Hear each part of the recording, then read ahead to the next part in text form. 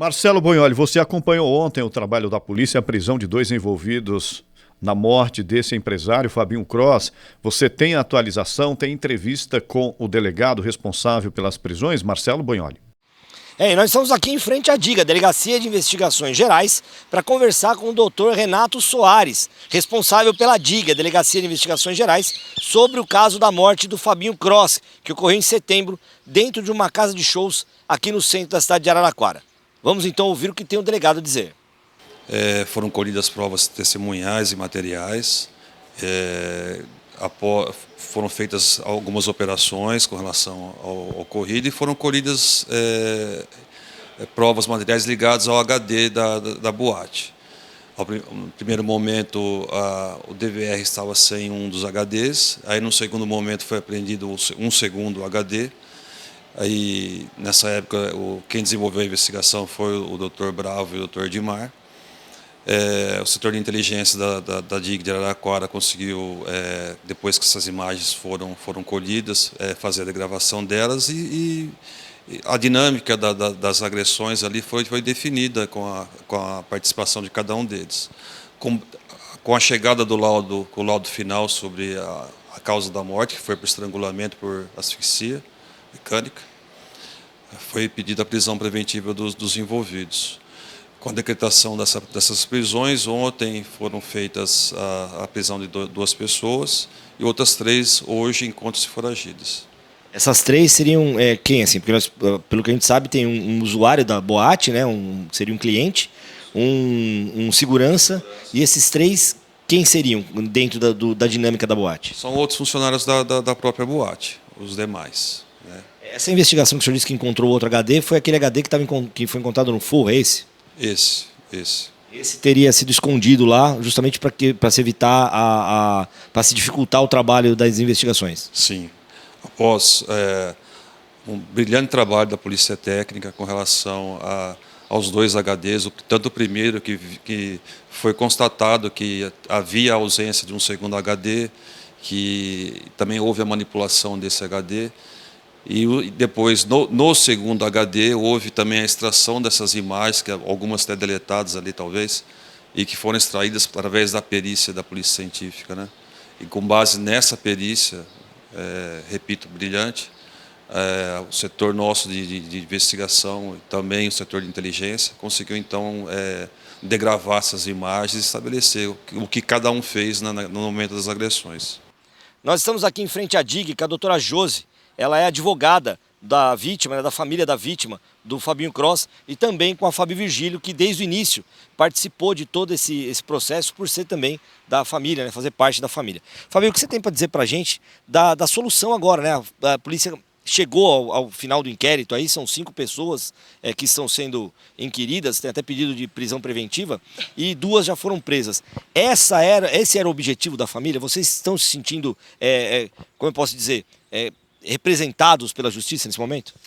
Eu acho que essa é a sensação mesmo, Marcelo. A gente aguardou muito esse momento para que a justiça fosse feita e acho que esse é o primeiro passo, né, do indiciamento sendo concluído, dessas pessoas responderem por aquilo que fizeram, e a gente veio para a delegacia exatamente para tomar pé da situação, para saber como que está. Tudo indica que foi comprovado a autoria do crime, que meu primo foi assassinado dentro do almanaque por 5 pessoas por asfixia mecânica.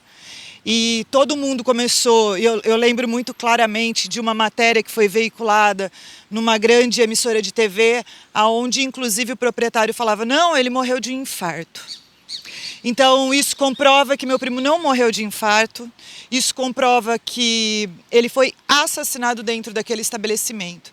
Então, quando a gente vê 2 pessoas sendo presas e um mandado de mais 3 pessoas que estão aí, parece que há uma operação da polícia para poder prender preventivamente essas outras 3 pessoas, a família se sente aliviada, com uma tristeza profunda, né, de ter perdido meu primo, que faria 40 anos agora no dia 29, e assim, é de uma tristeza tamanha para a gente, mas também quando a gente vê essas prisões sendo cumpridas, a gente tem a sensação de que sim, ainda há justiça nesse país, ainda há justiça na nossa cidade, mesmo com tantos barulhos que aconteceram no meio do caminho, a gente está conseguindo achá-los no caminho e fazer com que essas pessoas paguem exatamente por aquilo que elas fizeram, né?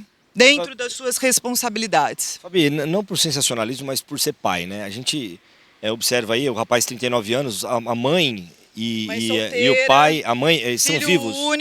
Filho único de mãe solteira. Quem cuidou e criou o Fabinho foram meus avós junto com a minha tia. Minha tia segurou na unha uma gravidez que não foi programada. Meu primo nunca teve um pai. E ele se tornou pai, foi um excelente pai durante toda a sua vida. Ele era um menino que chegava e que, assim, amava as pessoas. Então, ele era muito brincalhão, expansivo. No entanto, que na imagem que foi veiculada, você vê que o Danilo, que é o que foi preso, o primeiro que foi preso, é exatamente aquele segurança que ele foi abraçar para pacificar a situação. Meu primo, quando ele percebia que ele estava numa situação mais constrangedora, etc., o que ele fazia para pacificar? Ele vinha e abraçava as pessoas. E ele foi abraçar exatamente o primeiro que foi preso e foi conduzido para Santa Ernestina na tarde de ontem. Então, assim, que tristeza, né? A gente fica muito triste, mas é um misto de sensações. E quando a gente percebe que esses mandados estão na rua para cumprir mais 3 pessoas e, assim, deixar claro que o que a gente quer é que eles paguem exatamente por aquilo que eles fizeram. Eu te fiz essa pergunta justamente porque, como pai, né, a gente sabe que o processo é justamente o contrário, né? Eu ir primeiro com meus filhos, essa é a minha esperança. Perder um filho, ainda mais filho único, deve ser uma coisa absurda. Que dá um nó para todo mundo, né? Então eu gostaria que você transmitisse para a família nossos pêsames, tá? Inclusive para a mãe. Doutora, com a senhora agora, quais são os próximos passos que a justiça deve tomar referente a essa situação, inclusive ao proprietário da boate, né? Que disse no caso, que ela falou aqui, que seria um infarto, mas aí tem situações de obstrução da justiça, subtrair provas que foram encontradas depois, uma viga de ferro escondida na laje, tudo isso, vocês viram as imagens, inclusive, que a gente não viu, né, da própria agressão. O que a senhora tem a dizer para a gente sobre essa situação toda agora? A gente tem vivido uma agonia, né, da demora, do desenrolar dessa investigação, de algo que a gente sabia desde o começo que tinha acontecido, que o Fábio foi morto dentro da casa noturna, nas mãos de 5 pessoas que o agrediram e seguraram e agrediram violentamente, brutalmente, de uma maneira muito chocante.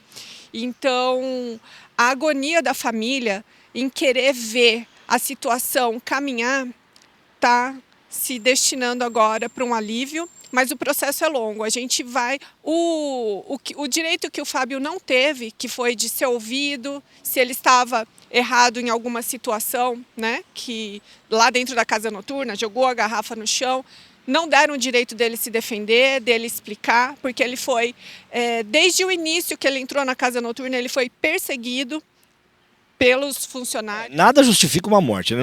Isso não tem o que ser dito, né? Mas nada justifica. Então, o direito dos acusados vai ser respeitado no devido processo legal, eles vão poder se defender, apresentar as versões deles, e o que a gente espera é que cada um seja punido na medida da sua culpabilidade, né? E todos eles tiveram participação efetiva na morte do Fábio. As imagens são claras, o laudo pericial é claro, o Fábio morreu por asfixia mecânica, né? E isso a imagem mostra claramente. Ou seja, tiraram dele o direito de respirar, enquanto 4 pessoas o agrediam brutalmente.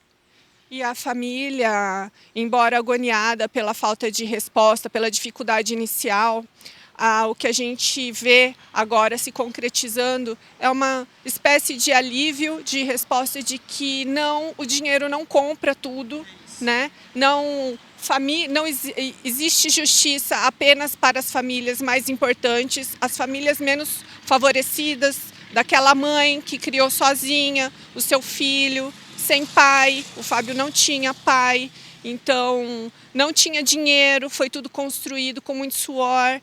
não tem uma família tradicional na cidade que pode dar respaldo e acha que o sobrenome compra tudo. Então, a gente está muito satisfeito em ver a justiça caminhando, a polícia trabalhando de uma forma exemplar, os setores de investigação, né? E eu não tenho dúvidas de que assim vai continuar sendo com o Ministério Público e o Poder Judiciário.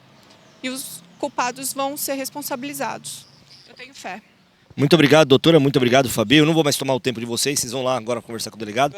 É isso, Chico. A gente observa, portanto, o fim, né? O fim não, o início, na verdade, já com a identificação agora dos culpados, né? A princípio apontados pela justiça, do processo legal. É o que ela disse. Agora é aguardar para ver o que a justiça vai determinar, provavelmente num júri popular, acredito eu. Então, essa é o início, na verdade, de todo o processo judicial da morte do Fabinho Cross. É com vocês aí no estúdio. Agora, a gente precisa cobrar que as outras 3 pessoas sejam presas. Porque, repito aqui o que eu disse antes, quem alterou essas imagens, quem teve acesso a esse DVR, que é o equipamento de gravação, e tentou eliminar provas. Porque foi uma tentativa de eliminação de provas de um crime grave, de um homicídio. Como disse o delegado, ele usou o termo asfixia mecânica, é o famoso mata-leão, Ed Júnior, em que o Fabinho Cross ele foi atacado por esses homens, por esses seguranças, que deram um mata-leão no rapaz, que independente do que ele estava fazendo lá, ele tinha que ser contido. A segurança de uma casa noturna é para conter alguém que está fora de controle, que está provocando um estresse social ali no local. Tem que conter e aí chama as forças de segurança. Colocasse ele para fora, chamasse a polícia faria a condução da ocorrência. Mas não tratar dessa forma, dar um mata-leão e agredir como o rapaz foi agredido, e em razão disso, a consequência foi a morte. Então, tem que rapidamente também prender essas pessoas envolvidas. E o responsável pela casa noturna, que até hoje não falou. Quem que concedeu a autorização para que as pessoas tivessem acesso a esse material? Tivessem acesso a esse DVR? Quem era que tinha acesso? Eu não ouvi ainda o responsável pela casa noturna e o espaço fica aberto. Eu gostaria que ele se manifestasse também. Quem que tinha permissão de pegar esse equipamento e chegar para alguém e falar, olha, podem eliminar provas, podem apagar as imagens, porque se a polícia chegar a encontrar essas imagens, vai complicar para todo mundo aqui. Então, a gente tem que ter essa responsabilidade também. É obrigação nossa, como cidadão, como jornalistas, como órgão de imprensa, que todos os envolvidos na tentativa de eliminação de provas de um crime sejam responsabilidades, Maria. Sejam responsabilizados. Exatamente, Chico. Isso não pode acontecer, né? Toda a situação ali que envolveu a morte do Fabinho Cross ficou muito conturbada, né? Porque ninguém conseguia saber ao certo o que tinha acontecido, né? Como a Fabi Virgílio ali destacou, ela falou que foram muitos os burburinhos, muitas informações falsas, e a gente ficou sem entender de fato o que estava acontecendo, né? Não conseguimos chegar aí à verdade. Portanto, a Polícia Federal veio aqui, conseguiu fazer uma excelente investigação e descobriu, então, constatou que houve uma tentativa de ocultação de provas. E isso é uma situação gravíssima, só vem a complicar ainda mais, mas felizmente aí o caso foi esclarecido e constatou-se, então, que o Fabinho Cross veio a falecer em função de asfixia mecânica, portanto, o mata-leão, né, que as pessoas aí conhecem, né, que muitas pessoas, muitos seguranças acabam utilizando dentro das boates, das discotecas, em momentos aí de briga, né, de confusão. Mas o fato é que a investigação da polícia foi muito importante porque, por mais que exista a dor da perda, né, houve uma morte, então existia essa dor pela morte do Fabinho Cross, que a Fabi Virgílio aqui constatou, falou aqui pra gente, né, também fica aí a sensação de justiça sendo feita. Então, isso é muito importante, né? Porque quando ocorre a prisão, então, dos culpados por essa morte, a sensação que fica é que realmente a justiça está sendo feita. É claro que isso não elimina a dor da perda, a dor dessa família, né? Mas, pelo menos, tudo foi esclarecido, ou está sendo esclarecido da melhor maneira possível. Tem 3 pessoas ainda sendo procuradas, né? Pelas palavras ali do delegado. E uma coisa, Rodolfo, será que eu entendi certo? Ele disse que os HDs foram encontrados no forro, né, na parte acima. Será que era ali que era instalado o equipamento? Ou estava escondido? Estava escondido? É isso que deu para entender? Que esse equipamento que fazia a gravação das imagens do DVR estaria no forro da unidade lá da casa noturna? Porque eu vou te falar, seria uma tentativa realmente, né, de suprimir essas informações. Será que isso foi colocado lá pelos seguranças, por alguém da casa? É uma situação muito delicada, não é? Porque, assim, até então, o que nós temos de dados, né, de toda essa história, é que a verdade, na sua totalidade, ainda não apareceu. Ainda existe muito ruído, muita desinformação, informações desencontradas. Então, ou seja, enquanto o proprietário da casa noturna não se manifestar, não vir a público, enquanto a justiça também não, de fato, apurar o caso a fundo, procurar saber quem estava, quem não estava, quem escondeu, não é, as informações, esses HDs no forro, a ocultação das imagens do DVR. Ou seja, enquanto a gente não tiver toda essa situação esclarecida, esse caso não vai ser esclarecido. Ou seja, agora que a polícia está chegando em um e outro, mas eles vão recorrer. Eles vão buscar tudo aquilo que a justiça permite. Agora, precisa solucionar esse caso. É um caso grave, é um caso que aconteceu numa casa noturna bastante conhecida não só em Araraquara, mas em toda a região, porque vinha pessoas de outras cidades participar, não é, dos eventos e das atividades noturnas promovidas por esta casa. Então, é uma casa bastante conhecida aqui na cidade, entre as pessoas. Então, assim, para mim esse crime ainda não foi solucionado. Temos sim pessoas já com mandato de busca e apreensão, pessoas que estão foragidas, pessoas que já estão presas, pessoas que ainda não responderam, pessoas que ainda não foram ouvidas. Então, ainda esse caso precisa muito de esclarecimento e a Polícia Civil tem que ficar na cola, né, e acompanhar esse caso com a sua eficiência que tem. Vai conseguir sim, logo, logo, esclarecer o caso como um todo.